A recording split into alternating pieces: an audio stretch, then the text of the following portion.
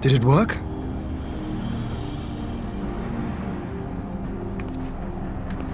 It did. Ether may flow freely to the burn once more.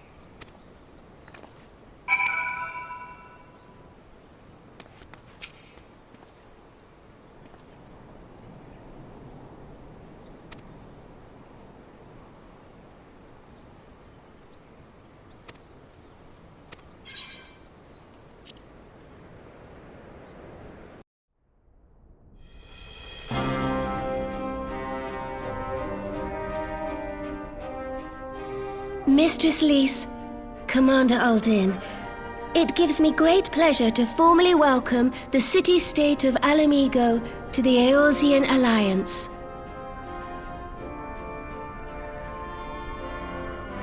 The pleasure is ours, Your Grace. I know I speak for all Alamegans when I say that we are glad of this chance to stand with our comrades of the Alliance. And we, for our part, are glad indeed to be able to welcome friends both old and new.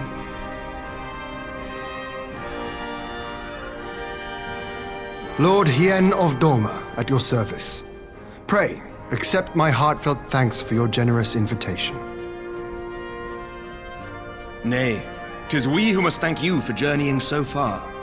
And 'twould be remiss of me not to acknowledge the part the Scions of the Seventh Dawn have played in bringing all of us together. In times of great unrest, you and yours have been our constant companions, without whom we would not be here. With apologies to Lord Hien and Mistress Alize, it occurs to me that we have not gathered in this way since that fateful day in Uldar. The day I lost my arm and my freedom. As I lay in my cell, never did I dream that I would one day be given the chance to represent my homeland at this council. I would not even be alive had you not plucked me from the jaws of death. You, Yugiri, and Alphino. Would that the lad could be with us.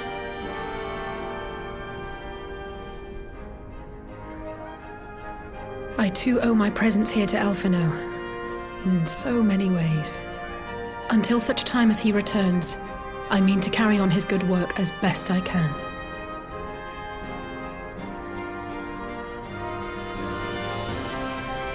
Come, friends, let us leave the past in the past and turn our eyes to the future. My Lord Hien, pray, tell us how things stand in the East.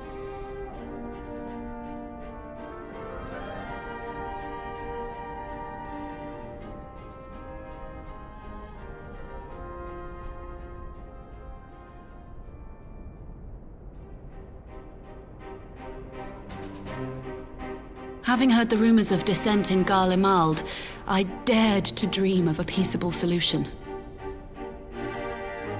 The Empire will not so easily change its ways. If the Garleans have a mind to take back Doma and Alamigo, we'll be hard-pressed to stop them, even with the might of 6 nations. But while we lack the strength to fight the tide, a course may yet present itself, if we read the winds aright. The winds suggest but one course to me.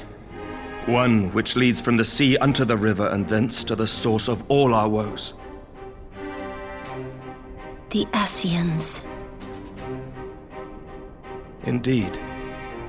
All here have felt their blighted touch. It was the bringers of chaos who nurtured the Archbishop's tyrannical ambitions.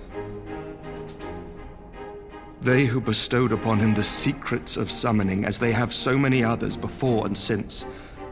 And while they remain, we shall know no peace. Our objective is clear. The question is how to achieve it.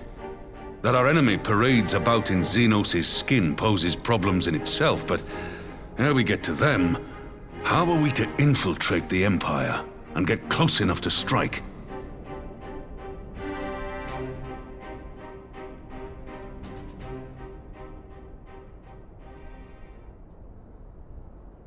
While I see the wisdom in targeting the Ascians, an assassination attempt on Garlean soil would do little to aid our cause, even were it to succeed. It's time we used our enemy's preferred tactic: subterfuge. You have an idea? Speak your mind, Master Thancred. None here know the enemy better than the Scions, and you mayhap best of all. Whatever it is you propose, we will give it fair hearing. On that you have my word. Very well, Admiral. My proposal is thus. we dispatch the shinobi to Imperial territory.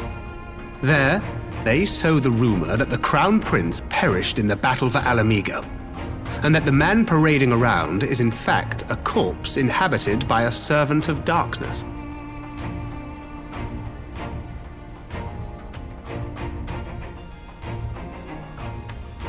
Well, it does have the ring of truth about it. And were the Garleans to learn that their future ruler is a puppet, the Empire would be shaken to the core. But at the risk of sounding stupid, would they actually believe such an unlikely story? I didn't. Ordinarily not. But prior to his miraculous recovery, rumors of Xenos' death had already begun to circulate around the Empire. Ultimately, however, what the masses believe is not our chief concern. Our true objective is to create an opening for rival factions within Garlemald to exploit. Just as a war of succession erupted in the wake of Emperor Solus's death. A war which raged until but recently, plunging the Imperial House into disarray as nephew and uncle grappled for the throne. It is no coincidence that one of Varus's first acts as Emperor was to name Xenos heir apparent, family feuds being so tiresome when armies are involved. Not all welcomed his choice of successor, however. There is no shortage of individuals who aspire to the throne, who would jump at any chance to seize power. The news that Xenos is not only dead, but a puppet to diabolical forces, would be too enticing to ignore. The Empire would not be quick to recover from a second war of succession. I am no stranger to infiltrating Imperial territory. With a team of operatives gathered from among the Alliance's finest, the plan should have a reasonable chance of success. Doma already has shinobi in place throughout the provinces. We stand ready to act, and act we must. What say you all?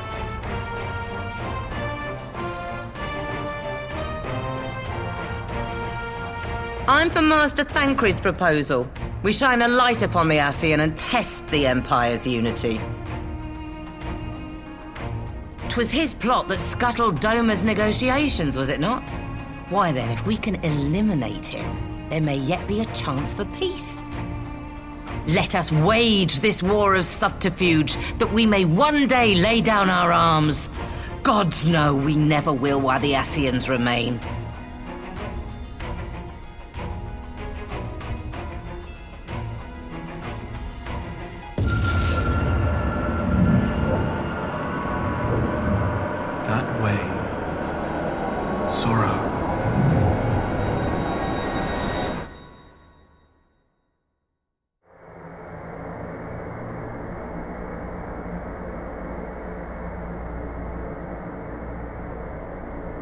History must be changed.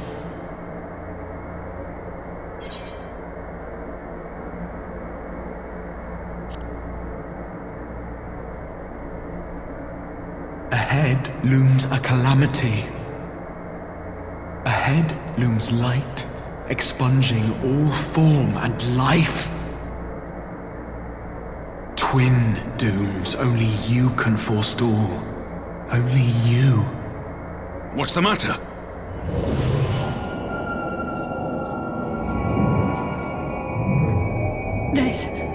There's a voice. Spies in our midst? Nay, I sense no such presence. Let expanse contract. Eon become instant. Throw wide the gates that we may pass.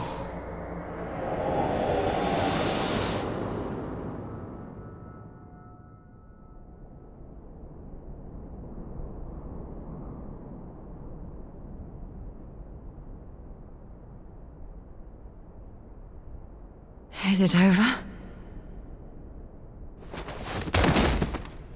Master Thancred!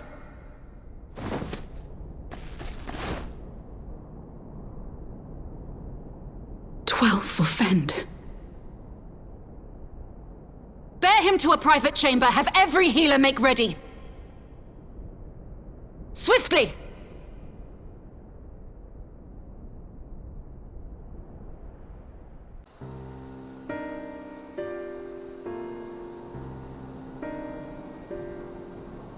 Master Thancred remains in slumber. Though his vital signs appear stable, he's unresponsive. What could have done this? And why just him and not the others? I'm afraid we could not identify the cause, my lady. Our examinations revealed no wounds, nor the presence of any poisonous substances. Gods, that only makes it worse. You're to let us know the moment there's any change, all right?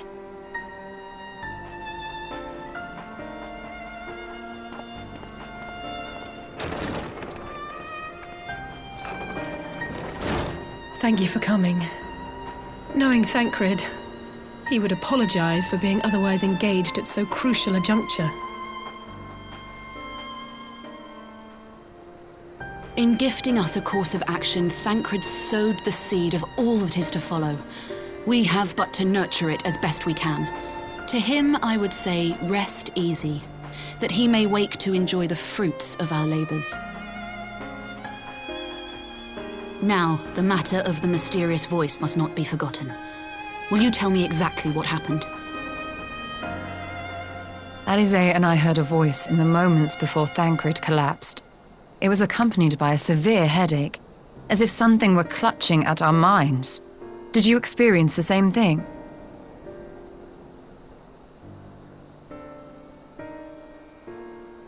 So, in between the voice and the pain, you felt as if you were somewhere else entirely?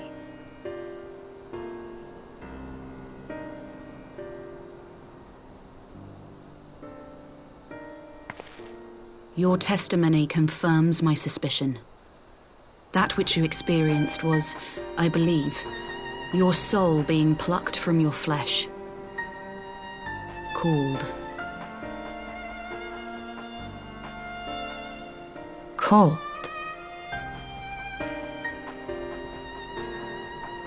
I myself examined Thancred. Reach out as I may, I could not sense in him the spark of life that is his soul.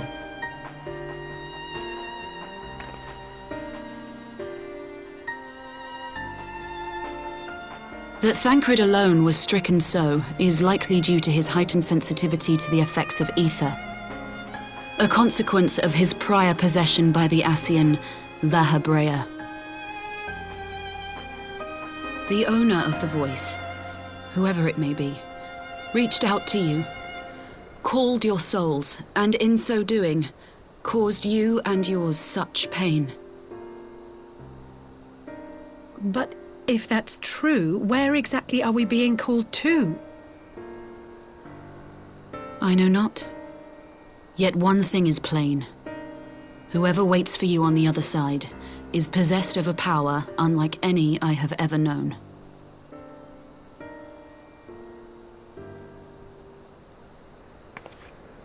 Forgive us, Lys, but may we leave Thancred in your care for a time? As if you had to ask. I may not be a scion anymore, but I'm no less a friend.